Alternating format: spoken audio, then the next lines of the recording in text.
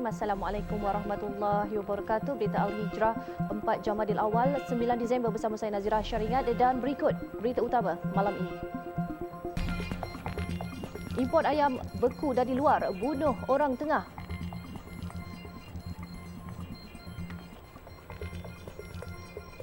Juga pura-pura cacat golongan OKU mahu pesalah dihukum.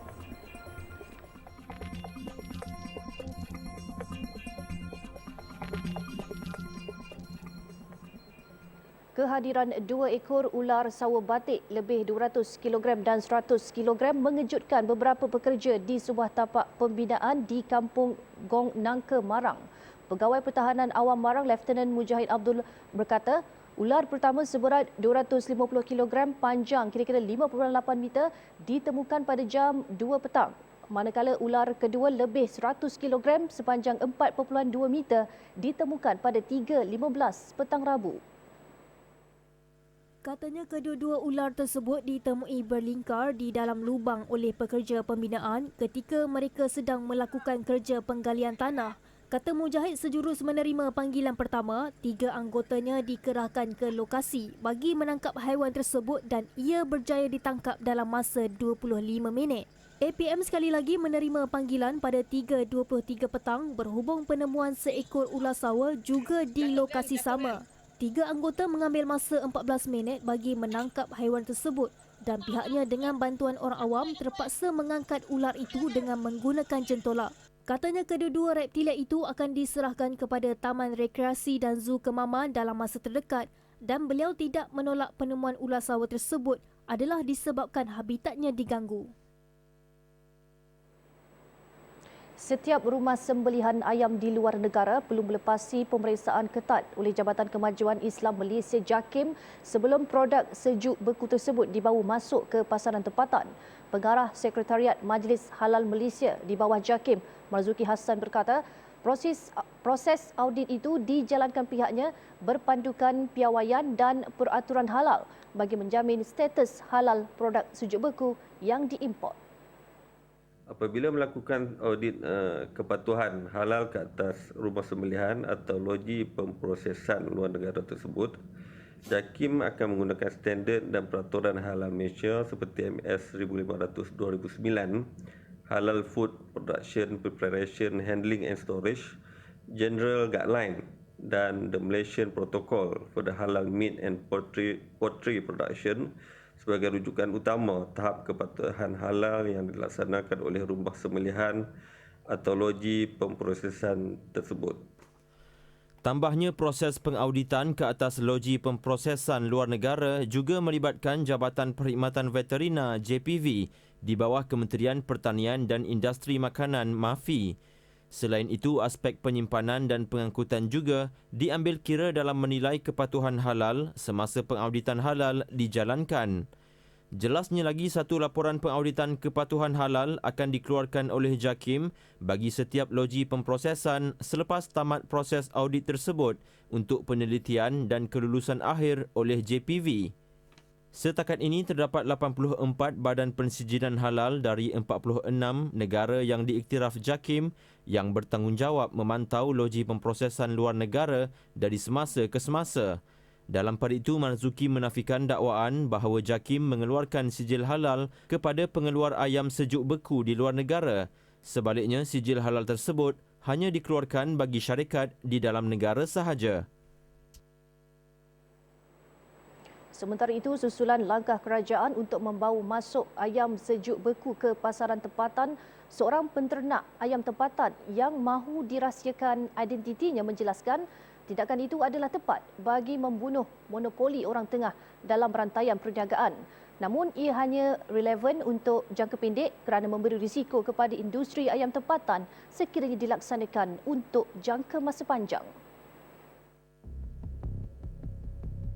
Dia yang berpengalaman hampir 2 dekad dalam bidang ternakan ayam itu memaklumkan orang tengah telah menghadkan kuantiti kemasukan anak ayam ke Malaysia untuk mengaut keuntungan dengan alasan mengalami kerugian pada awal pandemik melanda.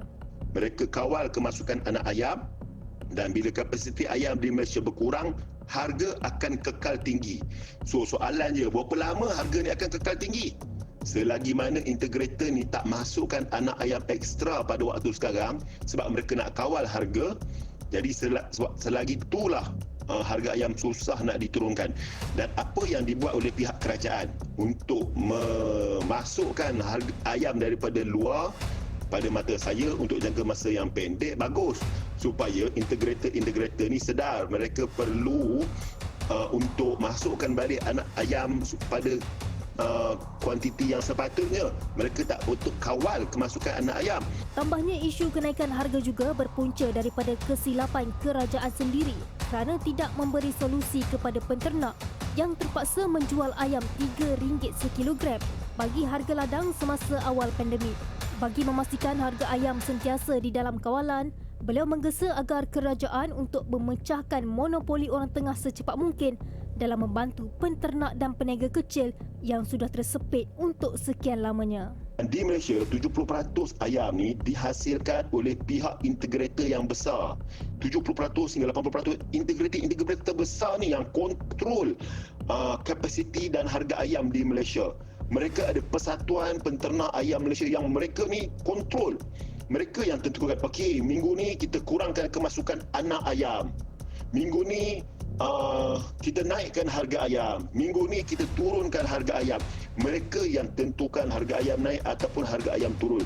Sebab mereka monopoli. Saya ulang, mereka monopoli pasaran tempatan di Malaysia.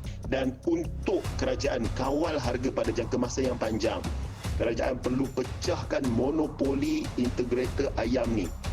Yang mana kalau boleh, pihak kerajaan melalui badan-badan berkanun yang besar, GLC masuk dalam dunia ayam dan jadi integrator. Mereka sendiri yang jadi orang tengah supaya mereka boleh kontrol kemasukan anak ayam dalam pasaran, mereka boleh kontrol harga ayam dalam pasaran. Sementara itu, jelasnya dedak ayam bukanlah perkara satu-satunya yang perlu diutamakan dalam kawalan harga ayam. Tetapi tanpa bekalan tempatan mencukupi, mereka terpaksa bergantung kepada dedak luar.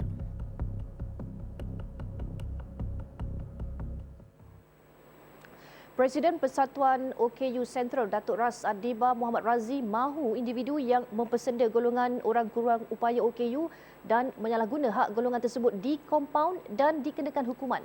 Cadangan itu dikemukakan susulan dua video seorang lelaki dan sekumpulan wanita berlakon menjadi kurang upaya semata-mata untuk menikmati kemudahan golongan tersebut. Kalau boleh berikan mereka ikuti buat community service untuk mereka turun ke padang untuk memahami dan bersama dengan OKU supaya mereka tidak boleh mengulang apa yang mereka lakukan ini. Katanya walaupun pelaku telah meminta maaf, namun tindakan tersebut berbekas di hati golongan OKU kerana mempelekehkan mereka. Datuk Ras Adiba juga mahu Akta Orang Kurang Upaya 2008 diperhalusi kembali agar nasib golongan ini terbela. Sementara itu, Presiden Orang Kurang Upaya Anggota Melayu Malaysia POKUAM, Suhairi Abdullah pula menegaskan kepada masyarakat agar kemudahan yang diberi kepada golongan tersebut tidak disalahgunakan serta mahu pihak berkuasa mengambil tindakan tegas kepada mereka yang sengaja berbuat demikian. Janganlah gunakan pakai-pakai OKU tersebut atau kemudahan-kemudahan tersebut. Kerana kita sedia maklum OKU ni susah. Contohnya apabila nak pakai yang berkursi roda, memang susah kalau tak ada pakai. Yang keduanya kemudahan tandas.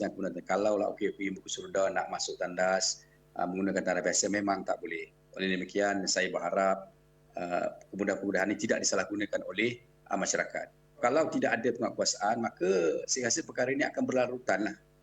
Sebelum ini, tular rakaman video seorang lelaki yang juga pengguna aplikasi TikTok terkenal berlakon menjadi OKU untuk mendapatkan parkir kenderaan OKU. Dan sekumpulan penunggang basikal wanita pula berlakon sebagai OKU untuk memasuki tandas khas. Pelaku-pelaku tersebut dikecam hebat netizen atas perbuatan yang keterlaluan itu, walaupun sudah membuat permohonan maaf kepada golongan OKU. Lebih 50 ibu bapa sebuah sekolah kebangsaan di Jitra melahirkan kebimbangan apabila mendakwa seorang guru wanita di sekolah itu enggan divaksin namun masih berada di sekolah berkenaan. Mereka mendakwa walaupun guru berkenaan sudah diasingkan dari mengajar dan ditempatkan di surau sekolah berkenaan, namun dia bergerak bebas di kawasan sekolah. Berikutan itu, sebahagian ibu bapa dan waris menyatakan kerisauan kerana terdapat 1,000 lebih murid di sekolah berkenaan. Waris Muhammad Hasbil Fadil berkata, mereka sudah pun membincangkan masalah itu dengan pihak yang di-Pertua Persatuan Ibu Bapa dan Guru PIBG sekolah berkenaan minggu lalu, namun setakat ini tiada tindakan diambil. Mereka kemudian bersepakat untuk menyerahkan memorandum berkenaan kepada guru besar sekolah terbabit supaya dapat menukar guru wanita itu untuk keselamatan anak-anak mereka. Jelasnya tindakan guru terbabit seperti melanggar prosedur operasi standard SOP dan dibimbangi berlaku penurunan jangkitan COVID-19 kepada anak-anak mereka sekiranya guru terbabit masih enggan divaksin. Kita ambil tindakan ini lah bukan untuk mengusuh apa, tapi untuk selamatkan anak-anak kita jugalah. Sebab macam mana pun dekat-dekat permis kedai-kedai lain, kalau kita tak divaksin, kita tak dibenarkan masuk. Tapi dekat sekolah ni boleh masuk. Jadi itulah harap-harap SOP yang dibuat oleh kerajaan ni standardise lah. Jadi dekat sekolah pun kena siapa cikgu-cikgu yang tak divaksin tidak dibenarkan masuk. Muhammad Hasbi berkata ibu bapa dan waris pelajar berharap pihak sekolah atau Jabatan Pendidikan Daerah membuat sesuatu bagi membendung masalah ini. Katanya tugas guru yang enggan divaksin itu diambil alih oleh guru lain, menyebabkan guru lain terbeban dengan tugas yang banyak. Seorang bapa pelajar, Muhammad Huzaini Ahmad berkata, 2 anaknya berusia 8 dan 12 tahun belajar di sekolah itu, namun berasa tidak selamat jika keadaan itu berlarutan. Justru dia berharap perkara ini dapat ditangani segera dan tindakan dikenakan terhadap guru berkenaan. Saya rasa macam tak selamat lah, tak sepatutnya macam tu lah sebab dah tak vaksin. Janganlah orang cakap jalan mata kan. Terdahulu, sekumpulan waris pelajar membuat laporan polis di Ibu Pejabat Polis Daerah IPD Kubang Pasu berhubung masalah itu selain menghantar memorandum kepada pihak sekolah berkenaan untuk tindakan lanjut. Jabatan Pendidikan Negeri dalam kenyataannya berkata pihaknya sudah menyiapkan laporan berkenaan isu ini dan akan menghantar kepada Kementerian Pendidikan untuk tindakan lanjut. Sebuah lori tangki yang membawa muatan asid sulfurik terbabas di sebuah seleko di Kampung Juasi Kapitan berdekatan Taman Jemapuh Kuala Pilah petang tadi. Kejadian menyebabkan tumpahan asid di atas jalan raya. Tindakan awal pihak bomba dengan membuat sekatan bocor di sebelah kiri lori tangki yang membawa muatan 16,000 liter asid sulfurik berkenaan dapat mengelakkan ia daripada masuk ke anak sungai. Syarikat lori tangki berkenaan kemudian menjalankan kerja-kerja pemindahan asid tersebut ke dalam sebuah lori tangki kosong. Pemandu lori yang membawa lori tangki tidak mengalami sebarang kecederaan. Setakat ini, anggota bomba melaksanakan pemantauan asid dalam air menggunakan pH meter bagi mengukur tahap keasidan dan kealkalian air di lokasi anak air yang bertakung. Selain itu, pihak Jabatan Alam Sekitar juga telah tiba untuk melakukan pemantauan. Lebih 3 tan daun ketum yang diseludup dari Padang Terap ke Kuala Kedah dirampas. Ia dipercayai untuk dihantar ke negara jiran. Penolong Pegawai Pemerintah Batalion 1 PJA Hulu Kinta, Deputi Superintendent Ayub Ismail berkata, pasukan Resek Company D Batalion terserempak dengan lori yang dipandu lelaki berusia 30-an itu dalam keadaan mencurigakan pada jam 11.45 malam semalam. Pasukan Resek kemudian mengarahkan pemandu lori itu memberhentikan kenderaannya untuk pemeriksaan, namun pemandunya gagal menunjukkan my card ketika diminta. Hasil pemeriksaan di belakang lori itu menemui sejumlah besar beg plastik sampah hitam yang mengandungi daun ketum. MO sekarang ketum, dulu kita pakai askar semut, sekarang dia boleh menggunakan kenderaan perdagangan. Yang sekarang ni motor lori lah, sebab permintaan tinggi daripada pihak Thailand. Daun ketum itu bernilai RM96,000. kes disiasat mengikut Seksyen 30/3 Akta Racun 1952 dan diserahkan kepada bahagian siasatan jenayah narkotik untuk tindakan lanjut. Didakwa. Alhamdulillah, bertemu kembali. Prestasi keseluruhan 100 hari Ahli Jemaah Menteri berjaya mencapai 90% daripada sasaran yang ditetapkan. Namun jelas Perdana Menteri Datuk Seri Ismail Sabri Yaakob, peratusan yang dicapai itu bukan alasan untuk pimpinan di bawahnya mendabik dada. Sebaliknya, menyuntik kesungguhan dan iltizam untuk barisan kabinet terus bekerja bersama rakyat. Prestasi keseluruhan 100 hari Jemaah Menteri belum menepati sasaran 100% seperti yang dihasratkan. Namun pada ketika ini, Ahli Jemaah Menteri telah mencapai sekitar 90% pencapaiannya. Walau bagaimanapun, sesetengah prestasi tidak boleh dinilai daripada kaji selidik semata-mata. Maka peratusan yang dicapai ini bukan alasan untuk kita mendabik dada, sebaliknya ia menyuntik kesungguhan dan iltizam untuk kami terus bekerja bersama rakyat.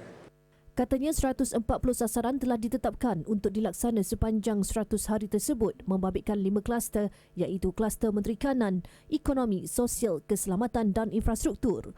Tambahnya, sasaran penuh KPI tidak mustahil dicapai sekiranya seluruh ahli jemaah menteri bekerjasama menggembling tenaga dan memberikan perkhidmatan terbaik serta berkesan kepada keluarga Malaysia. Datuk Seri Ismail Sabri berucap pada program 100 Hari Aspirasi Keluarga Malaysia di Pusat Konvensyen Kuala Lumpur KLCC siang tadi. Seorang lagi kaki tangan Hospital Kajang didakwa di Mahkamah Session Ipoh atas 6 pertuduhan menerima rasuah pengurusan jenazah sejak April tahun lalu. Tertuduh penolong pegawai perubatan Muhammad Farid Arifin, 34 tahun, bagaimanapun mengaku tidak bersalah. Sabit kesalahan penjara maksimum 20 tahun dan denda tidak kurang 5 kali ganda nilai suapan.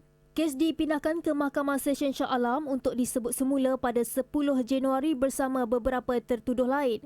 Semalam 3 kaki tangan Hospital Kajang didakwa di Mahkamah Session Shah Alam atas pertuduhan yang sama memperdagangkan 14 jenazah lelaki Islam selama 2 tahun bermula 2019.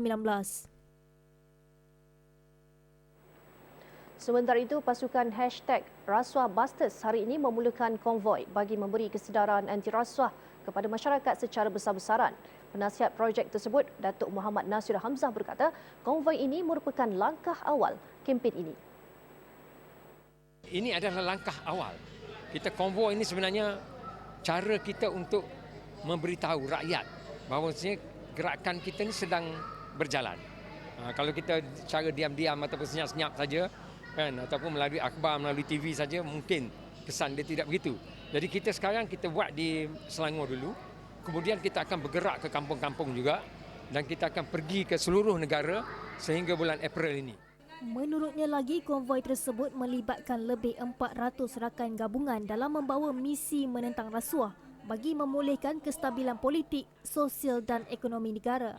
Tambahnya, melalui konvoi itu, ia memberi kesedaran kepada golongan yang salah guna kuasa, penipuan dan mengambil rasuah bahawa mereka akan dibersihkan daripada terus merosakkan institusi dan membantutkan perkembangan negara. Beliau ditemui selepas majlis pelepasan konvoi tersebut yang diadakan di Masjid Tuanku Mizan Zainal Abidin Putrajaya siang tadi. Konvoi #RasuahBusters ini akan diisi dengan pelbagai program kesedaran anti rasuah, pertemuan dan perbincangan dua hala antara masyarakat, pihak berwajib, rakan-rakan NGO dan pemimpin seluruh negara dalam rangka kerja menyusun solusi pembanterasan rasuah di peringkat ekosistem. Penduduk di Kampung Beting Luas, Cangkat Keruing, Manjung yang mengusahakan ternakan ketam nipah merayu bantuan kerajaan untuk mendapatkan lesen pendudukan sementara TOL bagi mengembangkan industri berkenaan. Menurut mereka, kawasan paya bakau seluas 10 hektar itu mempunyai potensi besar bagi penternakan ketam nipah sekaligus membantu meningkatkan pendapatan nelayan setempat. Seorang peternak, Razin Pikri Abdul Razak berkata percubaan menternak ketam nipah sejak 4 tahun lalu di kawasan seluas 0.8 hektar membuahkan hasil dan haiwan akuatik itu berjaya dibiakkan dengan jayanya. Namun katanya mereka sukar untuk mendapatkan kelulusan tapak projek sedangkan rizab sungai berkeluasan 10.1 hektar yang juga habitat semula jadi ketam nipah itu berpotensi untuk dikomersialkan. Dari segi masalah utama adalah bila kita tak dapat kelulusan untuk tapak projek ni, agak sukarlah untuk kita bergerak dari segi modal, dari segi pendaftaran dengan jabatan, bantuan-bantuan ataupun input-input yang diberikan lah daripada kementerian untuk penternak jika kami tak ada berdaftar. Kalau kita dapat kelulusan untuk tapak ni, jadi lebih mudah untuk kita bergerak dan mengembangkan lagi ternakan ni. Dia berharap usaha ternakan yang dijalankan mereka dapat diperluaskan dengan bantuan kerajaan negeri dan pihak berkaitan kerana ketam nipah mendapat permintaan tinggi di pasaran. Katanya penternakan ketam nipah itu dilakukan secara semula jadi di habitat asal haiwan tersebut tanpa memberikan sebarang implikasi alam sekitar seperti penebangan pokok bakau atau kemusnahan kawasan paya. Menurut seorang lagi pengusaha Abdul Razak Latif, dia sangat berharap projek ternakan itu boleh diusahakan secara berkelompok, seterusnya mewujudkan peluang pekerjaan baru dan menjana pendapatan penduduk kampung yang rata-ratanya adalah nelayan. Katanya tiada pokok bakau ditebang kerana penternakan itu memang perlu dilakukan di habitat asal ketam nipah serta secara berpagar. Memang berharap sangatlah supaya pihak-pihak yang berkenaan ni dapat membantu. Dapatkan ADL tu. Lepas itu kalau dah dapat tu, kalau boleh lah. Macam Pak Cik tahu je lah, ekonomi tak berapa kukuh. Dapatkan bantuan lah kalau boleh. Rintihan penduduk terbabit mendapat perhatian Exco Peladangan, Pertanian dan Industri Makanan Perak, Razman Zakaria, yang turun padang meninjau. Menurut Razman, pihaknya akan meneliti perkara berkenaan termasuk perancangan menubuhkan My Community Perikanan, MyKP, di kawasan terbabit. InsyaAllah kita akan bincang perkara ini. Mungkin kita gazet lah kawasan itu sebagai kawasan satu perindustrian untuk komuniti di sini untuk memelihara ketam itu. Ini peringkat awal lah, perbincangan peringkat awal. Sebab ini melibatkan keputusan dasar, kan, jadi perlu perbincangan di peringkat kerajaan. Ujar Razman, kerajaan negeri akan melihat perkara itu dengan teliti supaya industri ketam nipah di Perak boleh dikembangkan lagi. Selepas ni, kereta warga emas terjunam sungai. Laporan luar negara, Putera Mahkota Arab Saudi Putera Muhammad bin Salman tiba di Qatar dalam lawatan rasmi pertamanya ke negara itu selepas hubungan diplomatik Arab Saudi dan Qatar terputus 4 tahun lalu.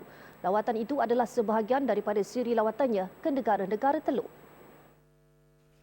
Ketibaan Putera Muhammad disambut Amir Qatar Tamim bin Hamad Al Thani. Kedua-dua pemimpin dijangka akan mengadakan perbincangan. Lawatan itu dilihat mengukuhkan lagi hubungan kedua-dua negara yang mula pulih. Lawatan Putera Muhammad ke beberapa buah negara ini juga dilihat penting bagi menyelesaikan isu-isu diplomatik terutama bersama Iran dan Turki. Arab Saudi, Emiriah Arab Bersatu, UAE dan Bahrain memutuskan semua hubungan dengan Qatar pada Jun 2017 setelah Doha didakwa memberi sokongan kepada kumpulan radikal selain terlalu rapat dengan Tehran. Namun, kesemua dakwaan itu dinafi keras oleh Doha. Hubungan kesemua negara Teluk itu mula pulih pada pelancaran Bandaraya Padang Pasir Al-Ula di Arab Saudi Januari lalu. Di Amerika Syarikat, seorang warga emas dalam lingkungan 60-an maut selepas keretanya terjunam ke dalam sungai anggaran 45 meter dari tebing air terjun terkenal Niagara Falls. Cemas, pasukan penyelamat US Coast Guard terpaksa menggunakan helikopter untuk menyelamatkan mangsa yang terperangkap di dalam kereta. Ketika diselamatkan, wanita itu bagaimanapun didapati telah meninggal dunia.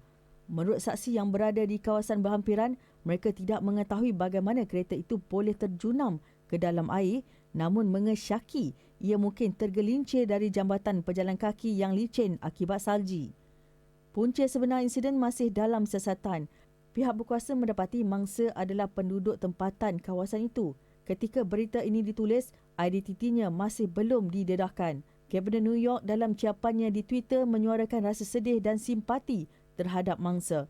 Beliau juga memuji kecekapan pasukan penyelamat dalam menghadapi situasi mendebarkan itu.